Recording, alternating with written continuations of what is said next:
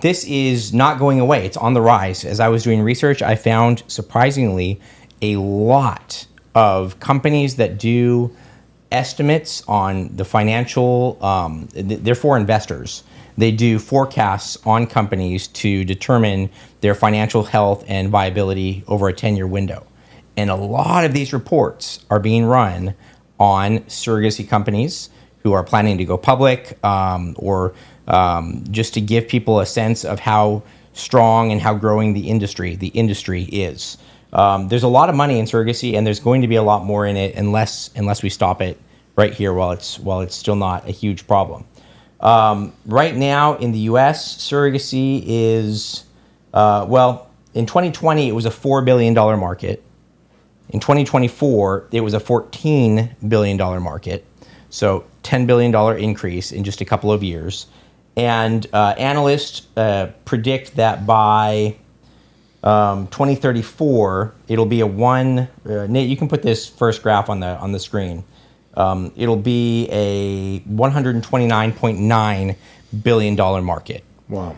So this is a 25% growth rate year over year, which is absolutely insane. Mm-hmm. And it's a cycle too, because pharmaceuticals, I mean, it is hard to make money. You're entering crowded markets. There's drug exclusivity and patents. I used to work in it. And so pharmaceuticals are always on the look for what is a field, something that I could enter. But it's a cycle in that as they enter and they advertise it, people get the idea that I should do this. And then they do it more, creating more demand. And then there's more demand, so it's a more profitable market.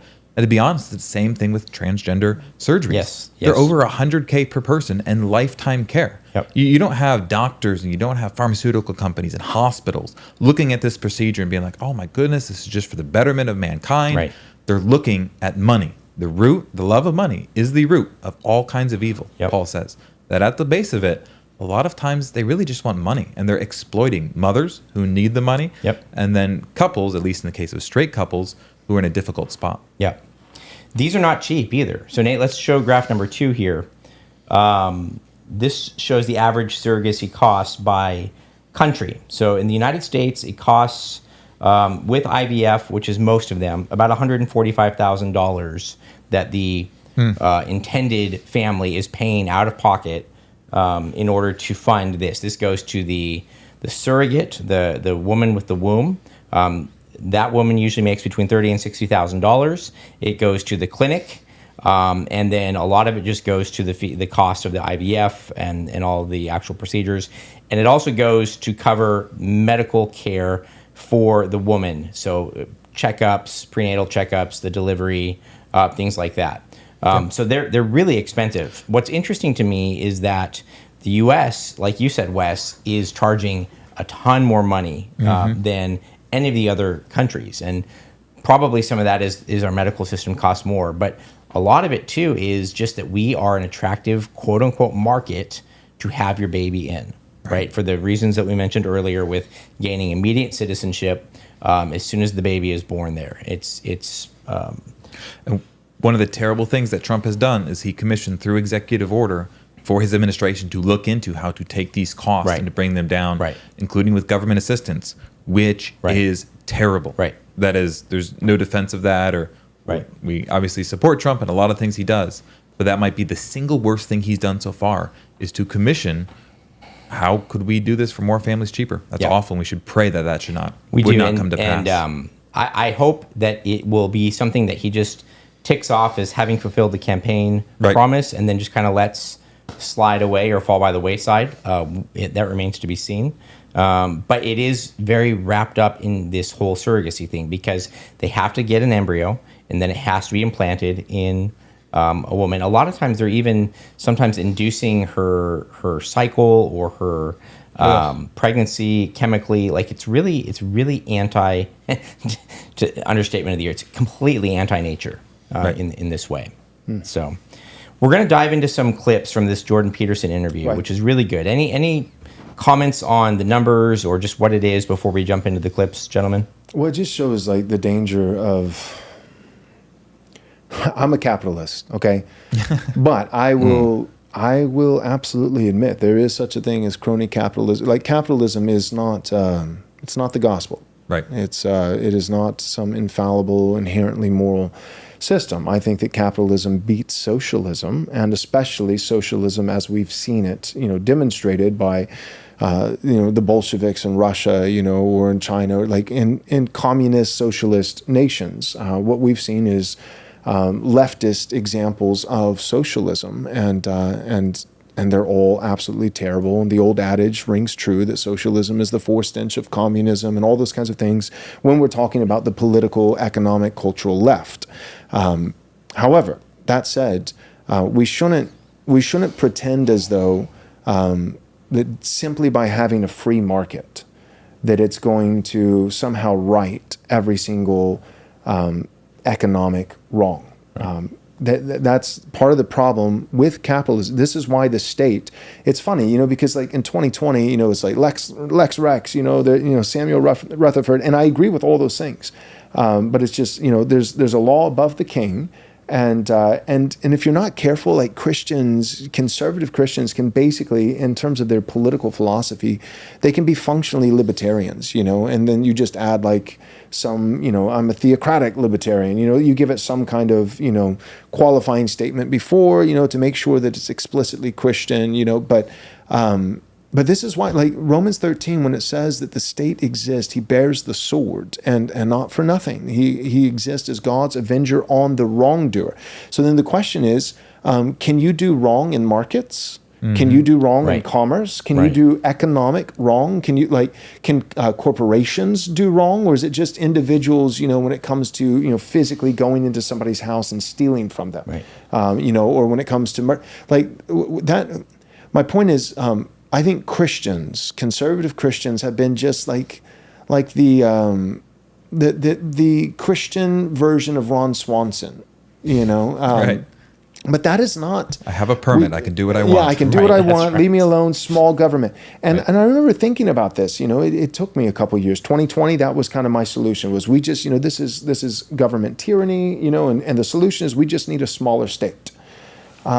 Well, I think that if we had a Christian government, number one, small state doesn't equal righteous state. And for the longest time, I just thought like just by necessity, by default of shrinking the government, it would just automatically become better, more moral. Right. But you can have a big government that is wicked, and you can have a small government that's wicked. Now, I do think that the Bible actually does address certain jurisdictions of the state, and there are certain things where they need to stay in their lane. But the reality is, we've said this before, but I'll say it again briefly.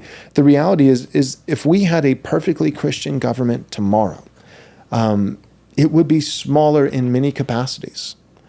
It would probably be larger, though, in some other capacities. At least right here, right now. At least right here, right now.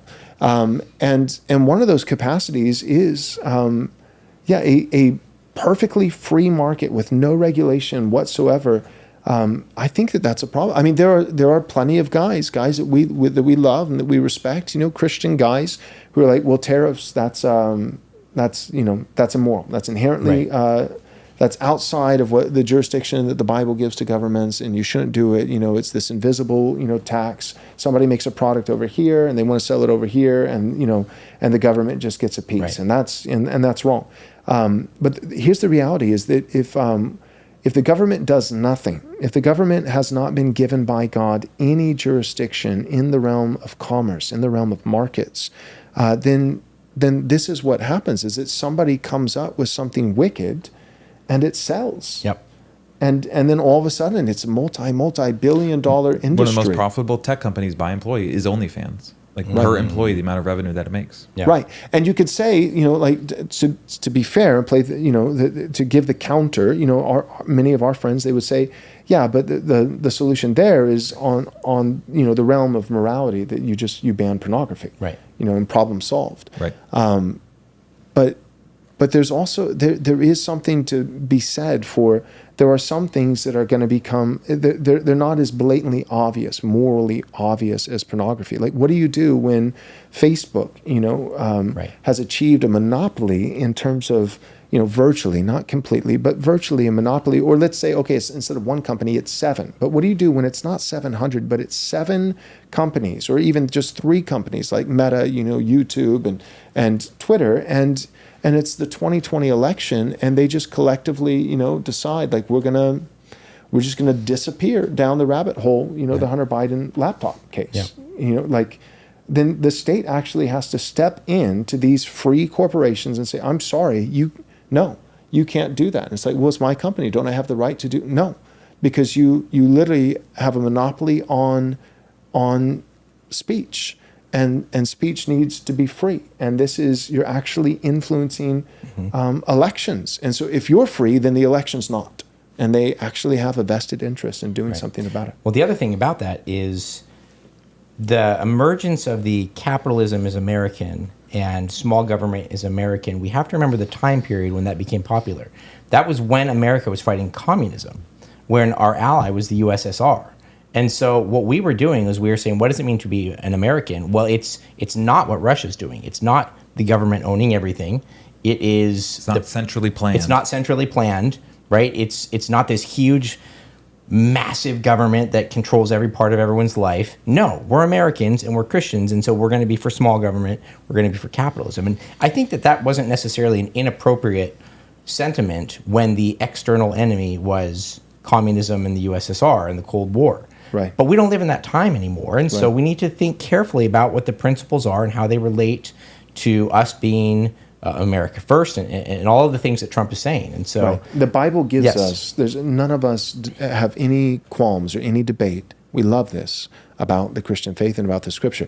The Bible gives us some universal transcendent principles that are non-negotiable. You don't get to go against them.